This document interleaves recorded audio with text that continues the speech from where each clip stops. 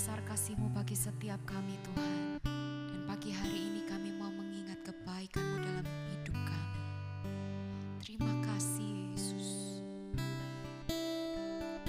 Selalu ku ingat segala kebaikan-Mu di waktu lalu hingga kini.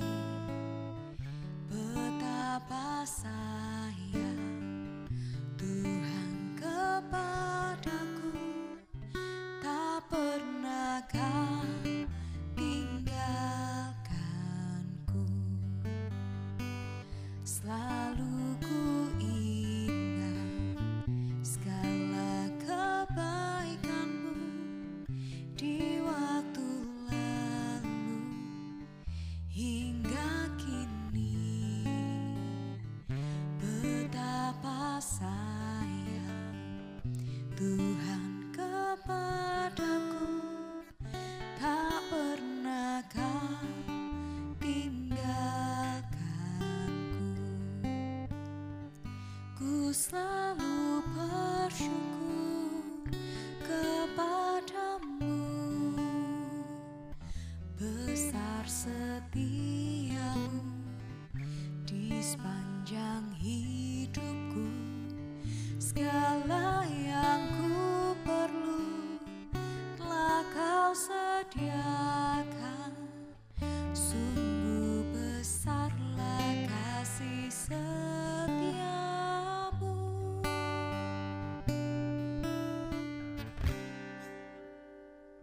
Selalu ku ingat segala kebaikan-Mu di waktu lalu hingga kini. Betapa sayang Tuhan kepadaku, tak pernah Kau tinggalkanku. Ku selalu bersyukur kepadamu, besar setiamu di sepanjang hidupku. Segala yang ku perlu telah Kau sediakan. Sungguh besarlah kasih setiamu. Ku selalu bersyukur kepadamu, besar setiamu di sepanjang hidupku. Segala yang ku perlu telah Kau sediakan. Sungguh besarlah kasih setiamu.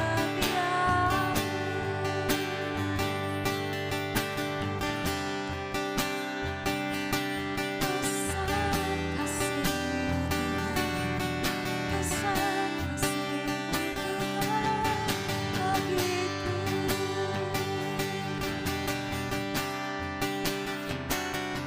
Dan ku bersyukur Tuhan, dan ku bersyukur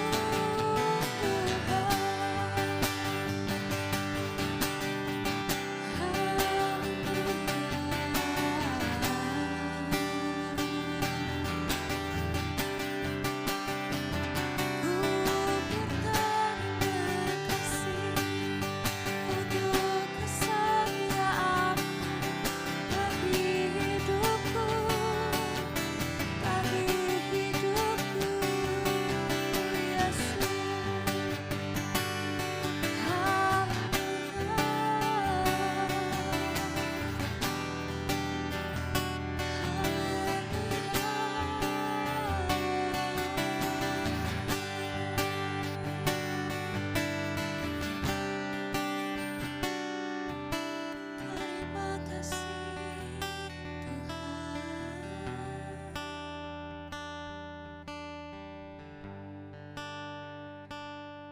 Sungguh hati kami limpah dengan ucapan syukur.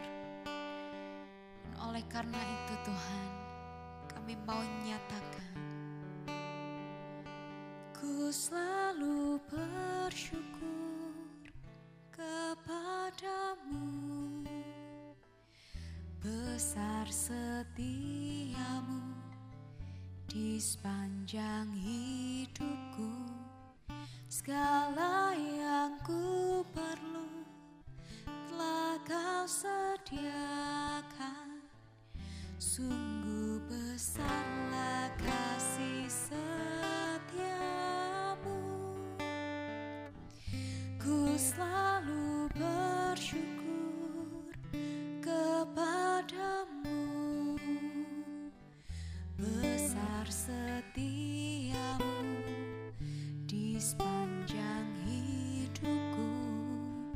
Segala yang ku perlu telah kau sediakan. Sungguh besarlah kasih setiamu. Sungguh besarlah kasih setiamu. Sungguh besarlah kasih setiamu.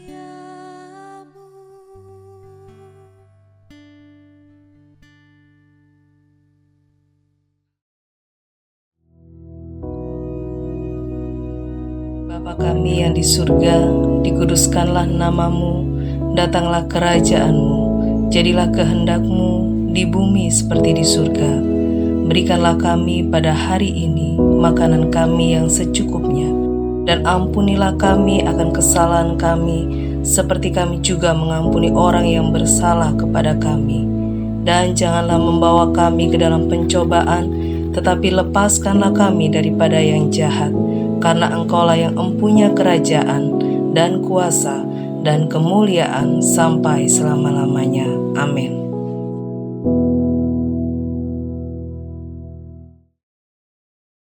Shalom, selamat pagi, berjumpa kembali di hari yang baru. Saudara-saudara sekalian yang diberkati oleh Tuhan Yesus, mari di hari yang baru ini, mendekati bulan Desember, bahkan saya sudah mulai pakai baju warna merah ya. It's a season of joy, musim sukacita ya. Sukacita itu bukan karena banyak diskon ya, itu faktor pendukung.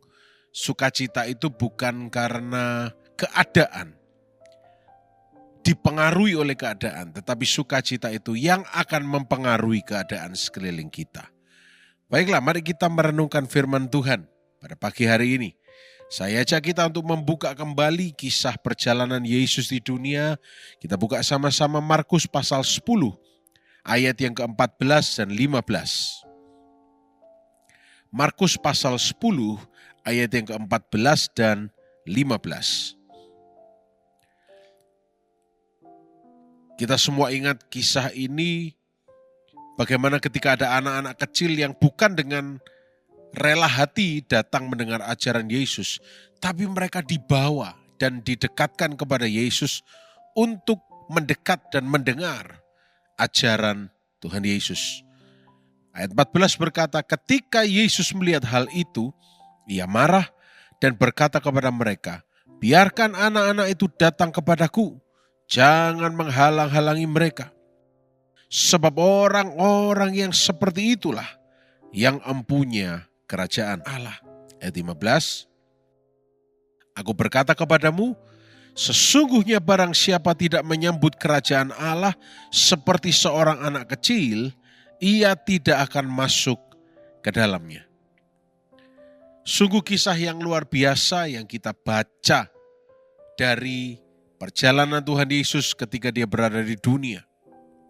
Ayat 14 mengisahkan bahwa ketika anak-anak itu dibawa mendekat untuk mendengarkan firman dan diberkati oleh Tuhan Yesus, murid-muridnya marah. Karena murid-muridnya melihat ini chaos nanti, ini kacau semua. Ini liturginya bubar. Ini SOP-nya hancur nanti. Ini organisasi kita bisa tercoreng namanya, keamanannya terkompromi dan sebagainya. Tapi Tuhan Yesus, dia bilang, let the children come. Biar anak-anak itu datang. Ya. Let the children come. Biar anak-anak itu datang. Saudara, di ayat 14 ini kita belajar. Bukan hanya belajar bagaimana kita refleksikan diri kita, bahwa kita berpikir seperti anak kecil sederhana. Tapi kita belajar bahwa di sini Yesus menjadi pembela bagi kaum yang lemah.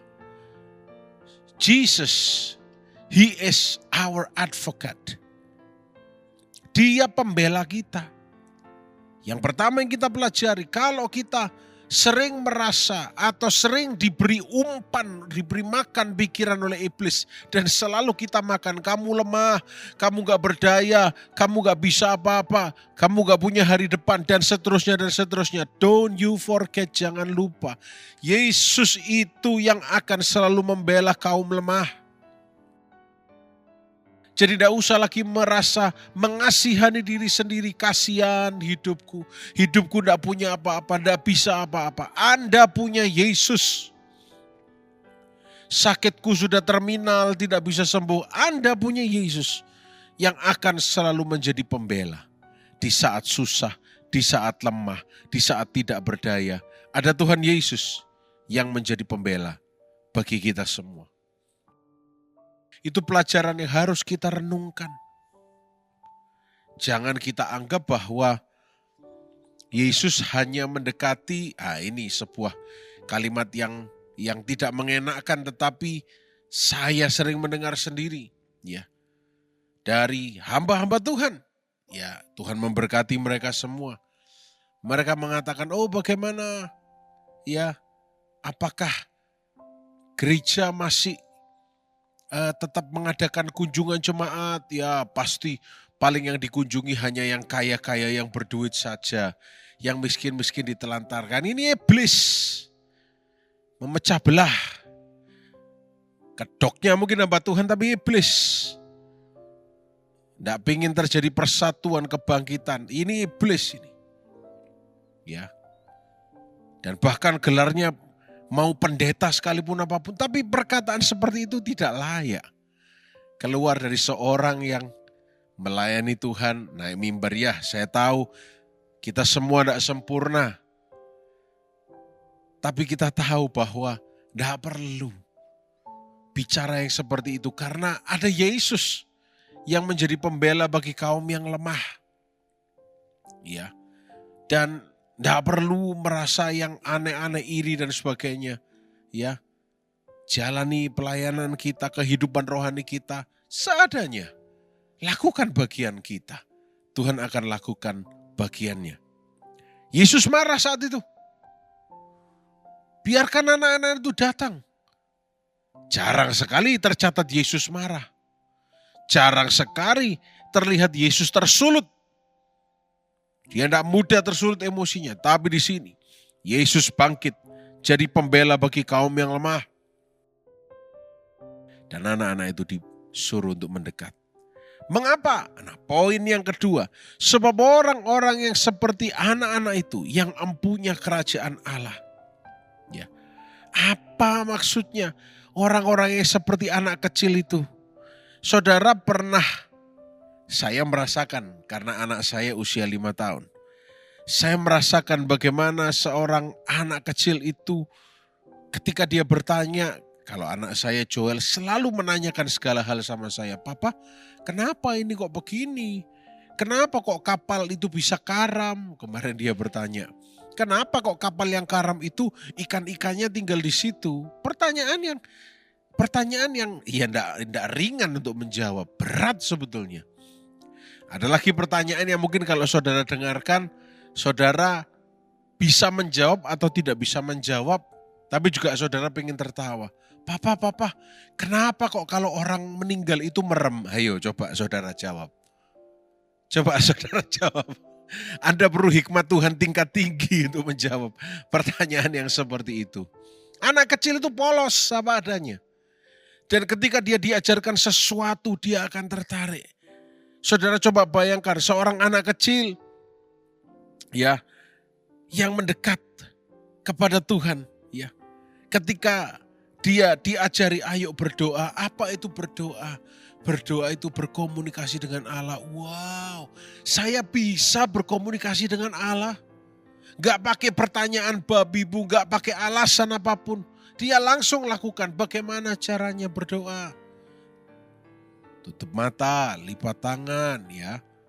Panggil nama Yesus. Wah, saya bisa panggil nama Yesus. Coba kalau kita orang dewasa, nama Yesus. Berkatku aja gak turun-turun. Hidupku masih susah. Makanya sulit kita untuk masuk dalam perjanjian Allah. Sulit untuk masuk dalam kerajaan Allah. Karena apa? Kita logika semuanya. Kita pikirkan semuanya. Kita tidak polos. Kita ini sudah mengalami banyak ya, coretan demi coretan dalam kehidupan. Luka demi luka yang bisa membuat kita tidak percaya pada Tuhan.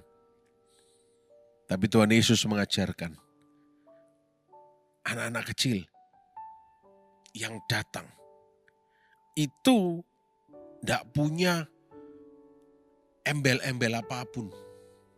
Apa adanya. Ketika dia dengar ceritanya Yesus, dia wah, amazing, luar biasa sekali. Ketika dengar firman Tuhan, dia dengar, ya, terkesima, ya, berdoa dengan sungguh-sungguh, percaya firman sungguh-sungguh. Oleh karena itu Tuhan Yesus hari ini mengingatkan kita. Kadang-kadang memang di bagian mayoritas hidup kita harus menjadi dewasa. Tapi dalam hal-hal tertentu we need to stay like a child. Kita perlu tetap menjadi seperti anak-anak. Dalam hal iman percaya kita. Dalam hal dengar-dengaran akan firman Tuhan. Dalam hal terkagum akan karya Tuhan, kita tidak boleh berubah. Kita harus benar-benar seperti anak kecil di hadapan Tuhan. Dalam hal percaya kita. Dalam hal tidak menggubris apa yang orang lain kerjakan. Entah orang lain mau jungkir balik, entah orang lain mau apapun. Ya, anak kecil itu kadang-kadang kalau lihat ada kejadian tertentu di sampingnya, mungkin dia melihat. Tapi dia akan bertanya, apa itu? Diam lagi. Dia enggak memikirkan, oh jangan-jangan nanti begini. Kalau setelah ini begini, enggak ada. Anak kecil itu kalau mendengar bahwa, wah 2027 redenominasi rupiah, aduh makan apa nanti 2027. Bagaimana dengan tabunganku, depositoku? Enggak mikir anak kecil itu. Percaya pada bapaknya. Anak kecil itu enggak mikir. Mas mau naik, turun ke kanan, ke kiri, putar ke kanan, putar ke kiri, terbolak-balik. Enggak mikir anak kecil itu. Anak kecil itu cuma percaya pada bapaknya. Dia tidak gentar, dia tidak risau, dia tidak galau. Dia percaya pada bapaknya yang baik. Pagi hari ini, apakah kita percaya pada Bapa kita? Yesus sudah point out bahwa dia adalah pembela kaum yang lemah. Saudara, kalau kita punya Tuhan Yesus jadi lemah itu tidak apa-apa. Karena di dalam Yesus yang lemah akan berkata, ku kuat. Yang miskin akan berkata, ku kaya. Kenapa? Bukan karena kuat gagah kita. Tapi karena perbuatannya. Perbuatannya Yesus atas kita. Bagian kita cuma berkata syukur untuk kebaikan. Mari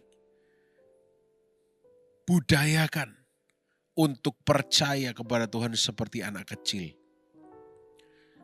Kalau mungkin saudara menghadapi tantangan, jangan mundur. Justru itu kesempatan untuk belajar percaya. Dia pembela kita. Pembela kaum yang lemah, pembela kaum yang sedang tidak berdaya. Dia pembela kita. Oleh karena itu setiap kita beribadah, ibadah pagi ini atau ke gereja, kita bersyukur. Kita bukan meronta-ronta. Kita bukan meminta-minta. Karena kita punya hubungan dengan Bapa kita. Kita bersyukur, utarakan ucapan syukur kita. Saya percaya sepanjang hari ini saudara akan melihat bahwa Bapa yang baik itu, yang Dia berikan anaknya yang tunggal bagi kita, juru selamat kita Yesus. Oleh karenanya kita yang lemah berkata kuat, yang miskin berkata aku kaya, yang tidak berdaya berkata aku punya Yesus yang luar biasa. Saya percaya hidup kita akan diubahkan ketika pola pikir kita berubah. Ketika percaya kita berubah, hidup kita akan mengalami perubahan. Mari kita berdoa. Bapa yang baik, terima kasih. Menjelang akhir tahun, menjelang bulan Desember, menjelang Natal, kami belajar untuk mengenal firman-Mu lebih dalam lagi. Terima kasih untuk firman-Mu. Biar firman-Mu tertanam dalam hati kami. Dan biar sepanjang hari ini kami semua sehat. Kami diberkati. Kami dibungkus dengan darah Yesus. Dalam nama Tuhan Yesus Kristus. Haleluya. Amin. Selamat pagi. Selamat beraktivitas. Tuhan Yesus memberkati.